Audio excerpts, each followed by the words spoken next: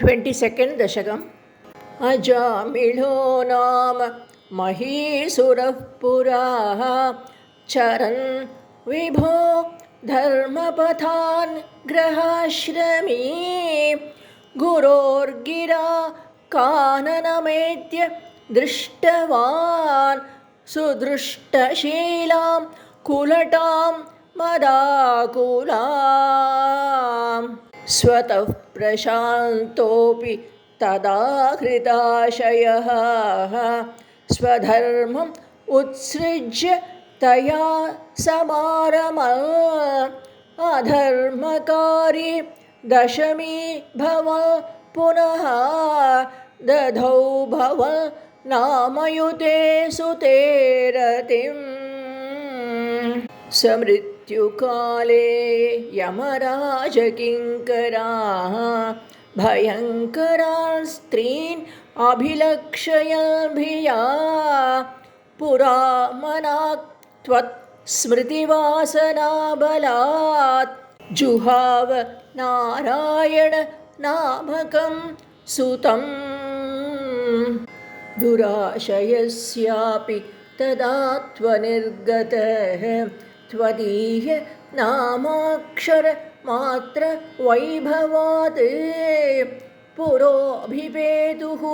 भवतीयपार्षदाः चतुर्भुजाः पीतपटा मनोहराः अमुं च सम्पाश्य विकर्षतो भटाः विमुञ्चत इति आरुरुधुः बलाद् अमी निवारितास्ते च भवज्जनैस्तदा तदीयपापं निखिलं न्यवेदय भवन्तु पापानि कथं तु निष्कृतेः कृतेऽपि भो दण्डनमस्ति पण्डिताः न निष्कृतिः किं विदिता भवादृशाम् इति प्रभो त्वत्पुरुषा बभाषिरे श्रुतिस्तुतिभ्यां विहिता व्रतादयः पुनन्ति पापं न लुनन्ति वासनाम् अनन्तसेवा तु निकृन्तति त्वयि इति प्रभो त्वत्पुरुषा बभाषिरे अनेन भो जन्म सहस्रकोटिभिः कृतेषु पापेष्वपि निष्कृतिः कृता यदग्रहीन्नाम भयाकुलो हरेः इति प्रभो त्वत्पुरुषा बभाषिरे नृणाम् अबुद्ध्यापि मुकुन्दकीर्तनं दहति अघौघान् महिमा अस्य तादृशः यथाग्निरेधांसि यथाौषधं गतान् इति प्रभो त्वत्पुरुषा बभाषिरे इतीरितैः याम्यभटैः अपाश्रितेः भवद्भटानां च गणे तिरोहिते भवत्स्मृतिं कञ्चन कालमाचरन् भवत्पदं प्रापि भवद्भटैरसौ स्वकिङ्करावेदन शङ्कितो यमः त्वदङ्घ्रि भक्तेषु न गम्यताम् इति स्वकीयभृत्यान् अशिशिक्षत् उच्चकैः सदेव वातालय नाथ पाहि माम् 23rd दशक प्राचेतसः तु भगवान् अपरोऽपि दक्षः त्वत्सेवनं व्यधित सर्गविवृद्धिकामः आविर्बभूविथ तदा लसदष्टबाहुः तस्मै वरं दधिततां च वधूम् असिक्नीं तस्यात्मजास्तु आयुतमीश पुनः सहस्रं श्रीनारदस्य वचसा तव मार्गमापुः न एकत्र वासं ऋषये स मुमोच शापं भक्तोत्तमस्तु ऋषिः अनुग्रहमेव मेने षष्ट्या ततो दुहितृभिः सृजतः कुलौघाः दौहित्र सूनूरथ तस्य स विश्वरूपः त्वत्स्तोत्रवर्मिदम् अजापयत्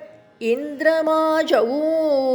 देव त्वदीय महिमा खलु सर्वजैत्रः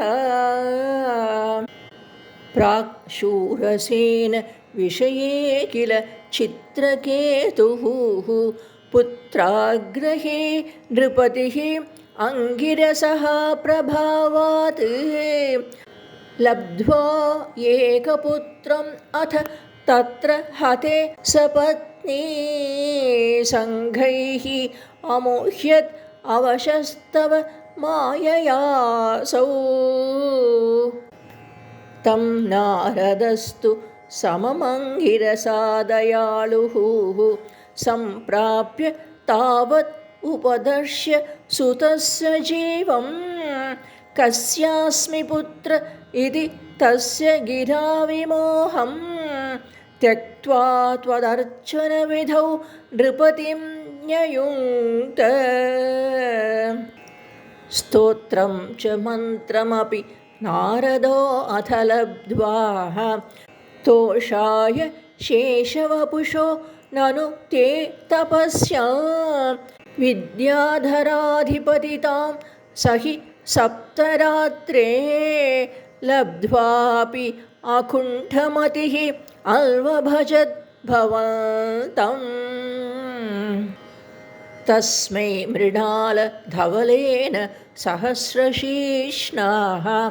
रूपेण बद्धनुति सिद्धगणावृतेन प्रादुर्भव अचिरतो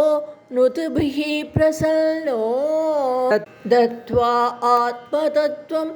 अनुगृह्य तिरोदधाथ त्वद्भक्तमौलिरथ सोऽपि च लक्षलक्षं वर्षाणि हर्षुलमना भुवनेषु कामं सङ्घापयन् गुणगणं तव सुन्दरीभिः सङ्गादिरेकरहितो ललितं चचार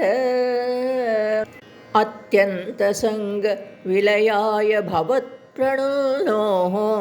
नूनं स रूप्यगिरिम् आप्य महत्समाजे निःशङ्खम् अङ्घकृतवल्लभम् अङ्गचारिं तं शङ्करं परिहसन् उमया अभिषेपे निस्सम्भ्रमस्त्वयम् अयाचित शापमोक्षोः